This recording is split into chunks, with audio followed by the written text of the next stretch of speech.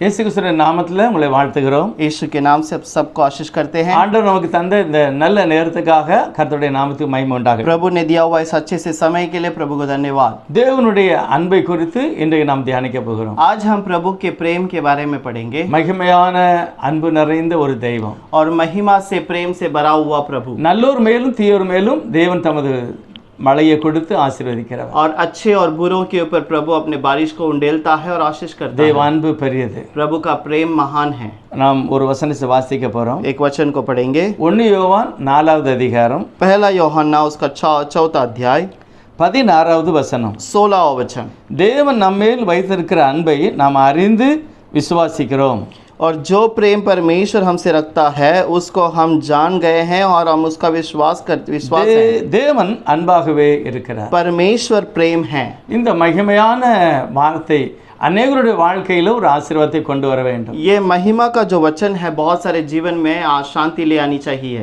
யோவான் மிகவும் ஆண்டவரை நேசித்தார். और यूहन्ना बहुत ही अधिक प्रभु से प्रेम रखता था। அவருடைய சுவிசேஷம், நிருபம், வெளிப்படுத்தல் அத்தனையிலுமே தேவனுடைய அன்பையே அவர் எழுதுகிறார். और वो प्रकाशित वाक्य यूहन्ना का किताब जो भी लिखा हुआ है हर एक में वो प्रभु का प्रेम को प्रकट करता है। முதலாவது யோவான் எழுதின சுவிசேஷம். पहला यूहन्ना का किताब தேவன் எப்படி மனுஷனிடத்தில் அன்பு கூறுகிறார், कैसे प्रभु मनुष्य से प्रेम करता அதை है, குறித்து அவர் வெளிப்பாடு கொடுக்கிறார். उसके बारे में उसने कुछ प्रकटीकरण किया। திரும்ப 1 யோவான் 2 யோவான் 3 யோவான் என்ற ஒரு நிருபத்தை அவர் எழுதுகிறார். उसके बाद पहला यूहन्ना, दूसरा यूहन्ना, तीसरा यूहन्ना वैसा पत्र लिखता है। மூணாவது திவ்ய வாசகனாகிய யோவானுக்கு இயேசுவானவர் வெளிப்படுத்தின காரியங்கள். और उसके बाद प्रकाशित वाक्य के अंदर प्रभु ने उसको प्रकट किया हुआ दिव्य वचन है। அதையெல்லாம் தேவ அன்பையே வெளிப்படுத்துகிறார். ये सारी चीजें प्रभु के प्रेम को ही प्रकट करता ஒரு है। நிமிஷம் ஜெபிக்கலாம். एक क्षण के लिए प्रार्थना करें। இரக்கத்தில் ஐஸ்வர்யம் உள்ளவரே ஸ்தோத்திரம். अनुग्रह में धनी प्रभु धन्यवाद। வேதாகமத்தை வாசிக்கிற கேட்கிற ஒவ்வொருவரையும்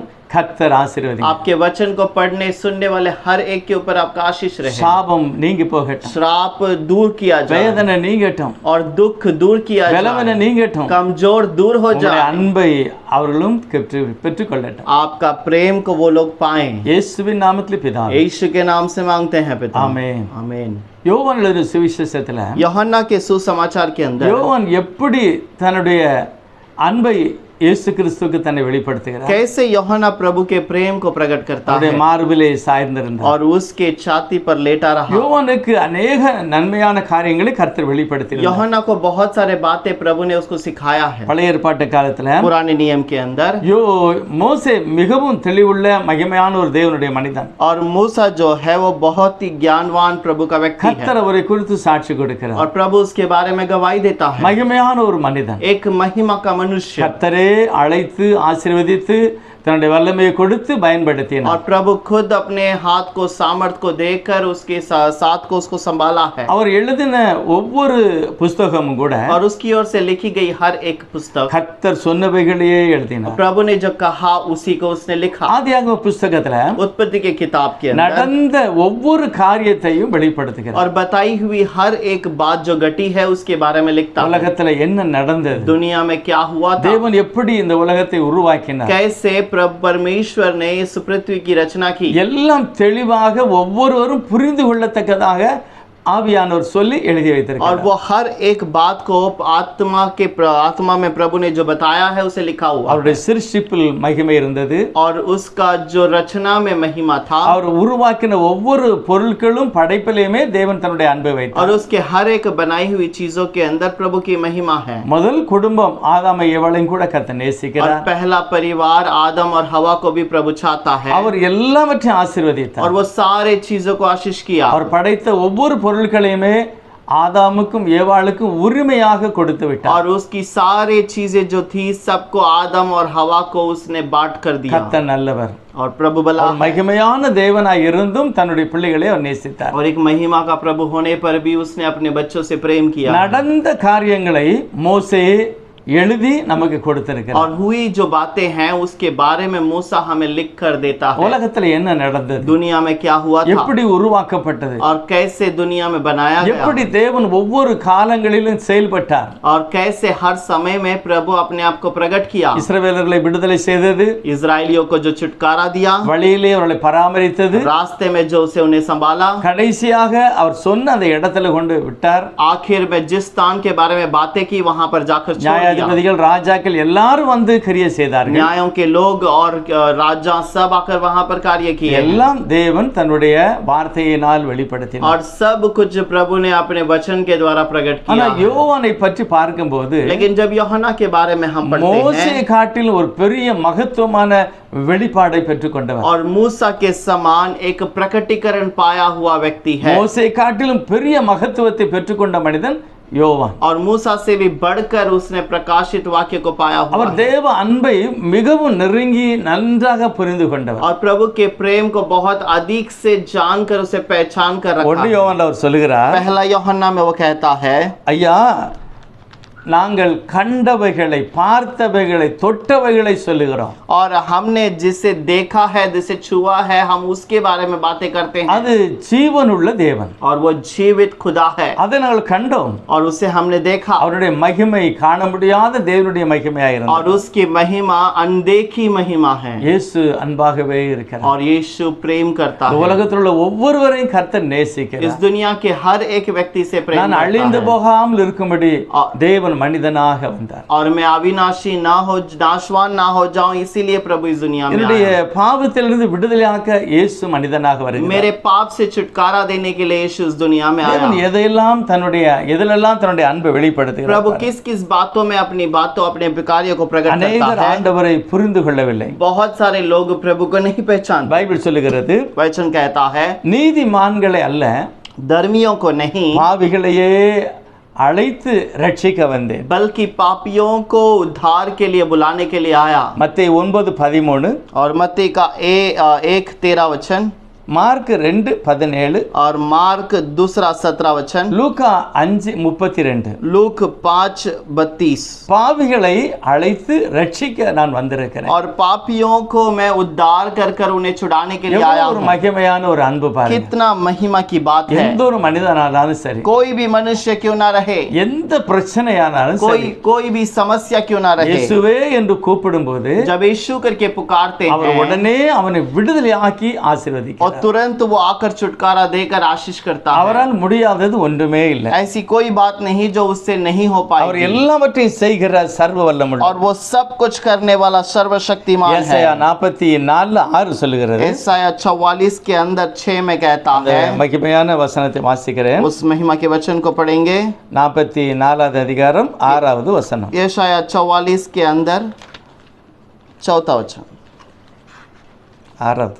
6 वचन, நான் முந்தினவரும் நான் பிந்தினவரும் தானே, और मैं ही पहला और आखिरी हूँ. என்னை தவிர தேவன் இல்லை என்று मुझे छोड़कर और कोई खुदा नहीं है. இஸ்ரவேலின் ராஜாவாகிய கர்த்தரும் சேனைகளின் கர்த்தராகி அவருடைய மீட்பரும் சொல்லுகிறார். और इज़राइल का राजा अर्थात सेनाओं का यहोवा जो उसका छुड़ाने वाला है वह कहता है. சேனைகளின் கர்த்தர் யார்? सेनाओं का यहोवा कौन है? முந்தினவர் பிந்தினவர். वही पहला और वही अंत भी है. இதே வெளிப்படுத்தின விசேஷம் 1:8 और போட்டிருக்கிறது. यही प्रकाशित वाक्य 1:8 में लिखा हुआ है. இருந்தவர் இருக்கிறவர். और जो है और जो आने वाला है. ஆதியாகமம் 17:1 சொல்லுகிறார், उत्पत्ति के अंदर 1:17 में कहता है, நான் சர்வ வல்லம் உள்ளவர். और मैं सर्वशक्तिमान हूँ. யாத்ராகமம் 3:14 சொல்லுகிறார், निर्गमन के अंदर 3:16 में कहता நான் है, இருக்கிறவராகவே இருக்கிறேன். मैं जैसा हूँ वैसा ही हूँ. மத்தேயு 28:20 சொல்லுகிறார், और मत्ती 28 के अंदर 28 वचन में कहता है, 20வது வசனம், 20वां वचन में, உலகத்தின் முடிவு பரியந்தம் சகல நாட்களிலும் நான் இருக்கிறேன். दुनिया के अंत तक सदैव मैं रहता हूँ. இருக்கிறேன். मैं रहता हूँ. எந்த யெகோவா மோசே பார்த்து சொன்னாரோ அதே கர்த்தர் மனிதனாக வந்து சொல்கிறார், நான் இருக்கிறேன். और जो यहोवा प्रभु कहता है कि मैं हमेशा रहता हूँ, वही कहता है मैं सदैव के लिए रहूंगा. யோவான் 8:58, और यूहन्ना का 8:58 के अंदर, நான் ஆபிரகாமுக்கு முந்தியே இருக்கிறேன். और मैं अब्राहम से पहले से हूँ. இருக்கிறேன். मैं हूँ. எப்படி மோசேக்கு சொன்னாரோ அதே கர்த்தர் சொல்லுகிறார், நானே வழியும் சத்தியமும் ஜீவனுமாய் இருக்கிறேன். और जैसा वहां पर उसने कहा था मूसा को, वैसे ही कहता है, मैं ही सच्चाई और जीवन और रास्ता हूँ, அவரே இருக்கிறவராக मैं ही वो हूँ करके எவ்வளவு कहता है। மகிமையான ஒரு ஆண்டு பாருங்க. कितना महिमा का प्रभु है। சில குழந்தைகளை பார்த்தீங்கன்னா कुछ बच्चों को यदि हम देखें, தாயினுடைய மடியில தகப்பனுடைய மடியில இருந்தா எல்லா கவலைகளையும் மறந்து இருப்பார். और अपने पिता या माँ के गोद में बैठे रहेंगे तो सारी चिंता छोड़ देते हैं, எல்லாவற்றையும் மறந்து விடுவார். सारे चिंता को छोड़ அது देते ஒரு हैं। மகிமையான ஒரு அன்பு. वो एक महिमा का प्रेम है। ஆண்டவரும் கூட அப்படிதான் சொல்லுகிறார். प्रभु भी ऐसे ही कहता है। தாயும் தகப்பனும் கைவிட்டாலும் நான் உன்னை கைவிடுவதில்லை. और माँ या पिता तुझे छोड़ दे तो भी मैं तुम्हें नहीं छोड़ूंगा। நான் என்றைக்கும் ஜீவிக்கிறவன். मैं सदैव के लिए जीवित रहता हूँ। சிறியானவள் தன் கர்ப்பத்தின் பாலகனை மறந்தா நான் அப்படி மறப்பதே இல்லை. और स्त्री अपने गर्भ के बच्चे को भूल जाए तो भी मैं उसे नहीं भूलूंगा। அவன் நல்லவர், मैं वो बड़ा भला है, மகிமையான கர்த்தர். वो महिमा का प्रभु யோசித்து है। பாருங்கள், आप विचार करके நாம் देखिए, ஏன் அந்த ஆண்டவருடைய மடியில இருக்கக்கூடாது? क्यों हम उस प्रभु के गोद में बैठे?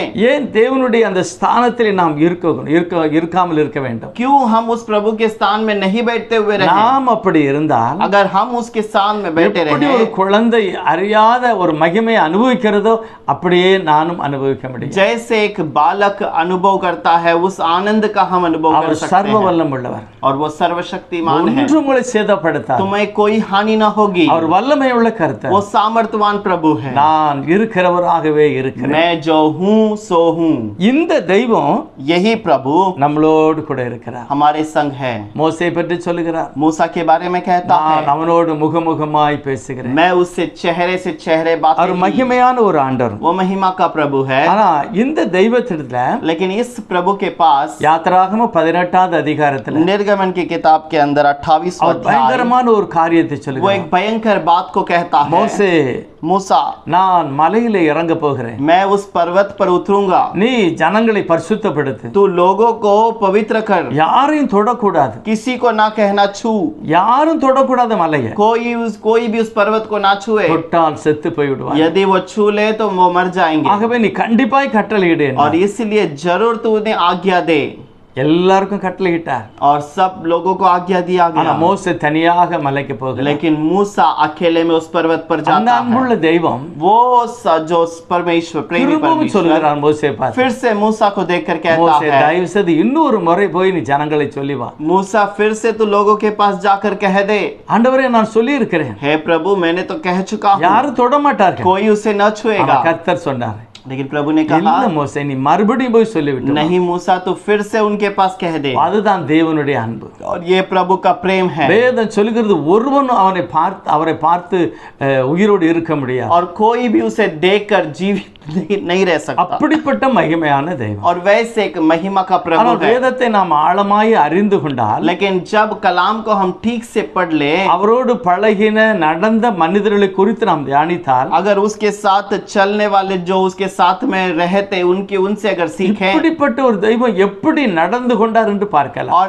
ऐसा जो सामर्थ्यवान परमेश्वर उनके साथ कैसे चला करके हम देख सकते हैं। வேதத்துல கம்சகம் 100% और कलाम के अंदर करीब 99% தேவன் அன்பையே வெளிப்படுத்துகிறார். प्रभु केवल प्रेम को ही प्रकट ஒரு किया சில है। இடங்கள்ல மிகவும் கண்டிப்பாக இருக்கிறார். और कुछ जगह पर वो चेतावनी से बातें ஆனா करता தேவன் है, அன்பையே வெளிப்படுத்துகிறார். लेकिन अधिकतर वो प्रेम ही करता है। ஆனா உலகத்தில் எத்தனையோ கடவுள் என்று சொல்லப்படுகிறவர்கள் இருக்கிறார். और दुनिया में कितने खुदा करके कहने वाले लोग அவருடைய हैं, தோற்றம் வித்தியாசம், उनका जो रूप अलग है, அவள் வைத்திருக்கிற ஆயுதம் வித்தியாசம், उनका हाथ में रहने वाला हथियार अलग அவருடைய है, நடவடை எல்லாமே வித்தியாசம். उनका चाल चलन सब कुछ अलग है। எல்லாரும் கிட்ட போக மாட்டார்கள். सब उसके पास नहीं जा सकते। ஒரு சிலர் சட்டை போடாம போவாங்க, और कुछ लोग बिना वस्त्र के जाते हैं, சிலர் குளிச்சு ஈர துணியோட போவாங்க, कुछ लोग स्नान करके वैसे ही गीले से ही जाते हैं, சிலர் தவம் இருந்து போவார்கள். और कुछ लोग उसके लिए ज्ञान में बैठे हुए वैसे ही जाते ஆனா हैं। நம்முடைய தேவனாகிய கர்த்தர், लेकिन हमारा जो परमेश्वर நீ है, எப்படி இருக்கிறாயோ அப்படியே வா. तू तू जिस प्रकार है वैसे ही मेरे पास அவர் आ। மிகவும் நல்லவர் वो பாருங்க. बहुत ही प्रेम करता है। இருக்கிற இடத்துல और जिस स्थान पर तू है இயேசுவே यीशु இரக்கம் செய்யுங்க ஐயா. मेरे पर अनुग्रह कर दे। முடியல தகப்பனே, मुझसे नहीं हो पा என்னுடைய இந்த रहा। பிரச்சனை நீர்தான் தீர்க்கணும். इस समस्या का हल आप ही दे இந்த सकते हैं। வேதனையை தாங்க முடியல, इस समस्या इस दुख को मैं नहीं இந்த सह पाता। வியாதியை தாங்க முடியல. इस बीमार को मैं नहीं सह அப்பா पाता। வாங்க, हे प्रभु आप आइए। நீங்க வாங்க ஆண்டவரே, आप आइए என்னை प्रभु। விடுதலை ஆக்குங்க. मुझे छुटकारा என்னை சுகம் दीजिए, கொடுங்க. मुझे चंगाई இயேசு दीजिए। கண்ணீரோடு தொட்டு எனக்கு சித்தம் உண்டு நீ சுத்தமாக என்றார். और यीशु आंसू के साथ उसे छूकर कहा कि मुझे इच्छा है तो चंगा हो जा। வேதம் சொல்லுகிறது, कलाम कहता அவரை है தொட்ட யாவரும் சுஸ்தமானார். और उसको जिसने भी छुआ वो चंगे हुए। தொடக்கூடாதவர்களும் கூட தொட்டு और சுகமடைந்தார்கள். जो उसे छूना नहीं चाहिए वो लोग भी छूकर चंगे हुए ஒரு हैं। பிறவிக்குருடன் சொல்லுகிறார், एक जन्म से अंधा व्यक्ति कहता है, தாவீதின் குமாரனே हे दाऊद के पुत्र, இயேசுவே हे यीशु எனக்கு இறங்கும். मेरे ऊपर तरस का। ஆண்டவர் சொல்கிறார், அவனை அழைத்து கொண்டு வா. प्रभु उससे कहता है उसे लेकर आओ। ஒரு தடையும் கிடையாது, कोई रुकावट नहीं। இருக்கிற வண்ணமாகவே வருகிறார். जैसा है वैसे ही वो आया। துணிமணி சரி கிடையாது, उसका वस्त्र सही नहीं அவனுடைய है முகம் கழுவல, और उसका चेहरे धोए नहीं गए। சரீரம் அழுக்கா இருக்கிறது. उसका शरीर गंदगी ஆனால் है। இயேசு लेकिन यीशु சர்வ வல்லம் உள்ளவர், அன்பு सर्वशक्तिमान நிறைந்த தெய்வம், प्रेम से भरा हुआ அப்படியே அழைத்துக் கொள்கிறார். वैसे ही बुलाता है। பேதுருவே என்னை பின்பற்றி வா என்று சொன்னார். हे पतरस मेरा पीछा कर। மத்தேயு என்னை பின்பற்றி வா என்று हे சொன்னார். मत्ती मेरा पीछा कर। நிக்கோதேமை பார்த்து சொல்கிறார், निकोदेमुस को देकर कहा, அவனோடு மிகவும் நெருங்கி அவர் பேசி பழகினார். उससे बहुत अधिक प्रेम रखकर बातें की। சகையு நீ இருக்கிற வண்ணமாகவே வா, जकई तू जैसा है वैसे ही मेरे நான் உன் पास आ। வீட்டிலே தங்க வேண்டும். मैं तेरे घर पर आज रहूंगा।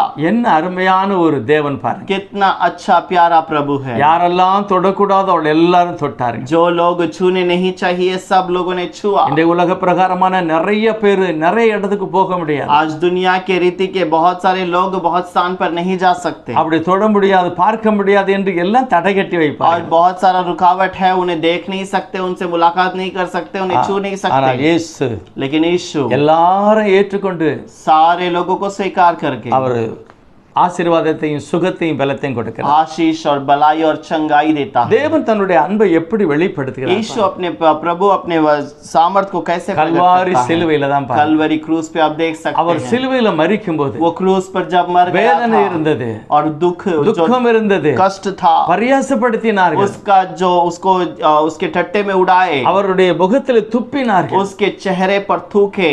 எவ்வளவு அவமானப்படுத்த முடியுமோ அப்படியே அவமானப்படுத்தினார்கள். कितना अपमान कर सकते थे उतने से अधिक उनसे अपमान அவரை किया गया। பார்க்கும்போது நாம் விரும்பத்தக்க ரூபம் அவருக்கு இல்லாது இருந்தது. और उसे देखने के समय पर हम जो इनकार करने वाले के स्वरूप पे उसकी चेहरा அவர் था அசட்டை பண்ணப்பட்டிருந்தார். और वो उसको दुखित और दूर அவர் किया गया। யாரும் நோக்கி பார்க்கவில்லை. उसकी और कोई चेहरा उठाकर भी नहीं ஏன் இந்த देखता। மாதிரி? क्यों इस प्रकार ஒரே से? ஒரு காரியம்தான், एक ही बात है, எந்த மனிதனானாலும் சரி, कोई भी मनुष्य क्यों ना रहे, இயேசு அவனை பரிசுத்தப்படுத்துவதற்காக, यीशु उसे पवित्र करता है, நீதிமானாய் उसे மாற்றுவதற்காக धर्मी बनाता है எல்லா பாடுகளையும் வேதனைகளையும் துக்கங்களையும் சகித்தார். और सारे दुख और संकट से उसे बचाता தேவனை है। அறியாத ஒரு சிலர் சொல்லுவார்கள், प्रभु को नहीं जानने वाले कुछ कहते அவரை हैं, புரிந்து கொள்ளாதவர்கள், जो उसे नहीं समझ தெய்வம் पाते என்றால் என்ன என்று அறியாதவர்கள், और जो खुदा का मतलब क्या है वो नहीं जानते, वो लोग कहते ஓ हैं இயேசு தன்னையே ரட்சிக்க முடியவில்லை, என்னை எப்படி ரட்சிப்பார்? यीशु अपने आप का उद्धार नहीं कर पाया, कैसे मेरा उद्धार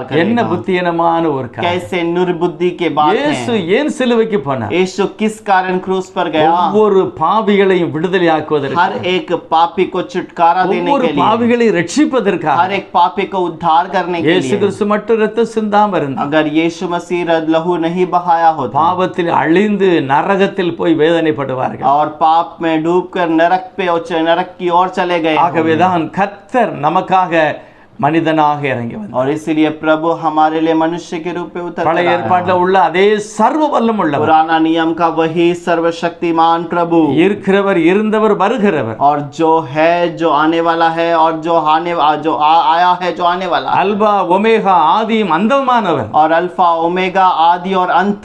எந்த தெய்வத்தினுடைய அன்பை நான் புரிந்து கொள்ள வேண்டும்? किस प्रभु के प्रेम को हमें समझना है, தேவன் அன்பாகவே இருக்கிறார். क्योंकि परमेश्वर खुद प्रेम அவர் है। மனிதனாக இறங்கி वो வந்தார். वो வந்தார். मनुष्य के रूप में उतर कर மனிதனை आया, மீட்டும்படியாக அப்படி வந்தார். मनुष्य को छुटकारा देने के लिए எவ்வளவு आया है। மகிமையான ஆண்டவர் பாருங்க. कितना महिमा का प्रभु ஒரு है। சில காரியங்களை பார்த்தால் कुछ चीजों को अगर हम देखें, முதல் ஒரு காரியத்தை பார்க்கல், தேவன் ஒருவர். और पहले एक बात को हम देखेंगे, प्रभु जो है केवल परमेश्वर एक ही है। உலகத்துல பாருங்க எத்தனையோ நம்பர் இருக்கிறது, எழுத்துக்கள் இருக்கிறது. और कितने अलग अलग प्रकार की जो अक्षर हैं, நம்பர் 1 लेकिन सबसे जो पहला है ஒரே ஒரு கோடு இருக்கும் பாருங்க. वो केवल एक ही, அது தெய்வத்தையே குறிக்கிறது. उस पे एक ही लाइन होगा, वो केवल खुदा को ஒரே ஒரு दर्शाता है। தெய்வம், केवल एक ही खुदा, அவரே சர்வ வல்லமுள்ளவர், और वही सर्वशक्तिमान, அவர் இயேசுவானவர், और वो यीशु मसीह, மாம்சத்தில் வெளிப்பட்ட தெய்வன், मांस में प्रकट हुआ प्रभु, பழைய ஏற்பாட்டில் காணப்படாத அக்னிமயமான தெய்வம், और पुराने नियम पर जो अंधे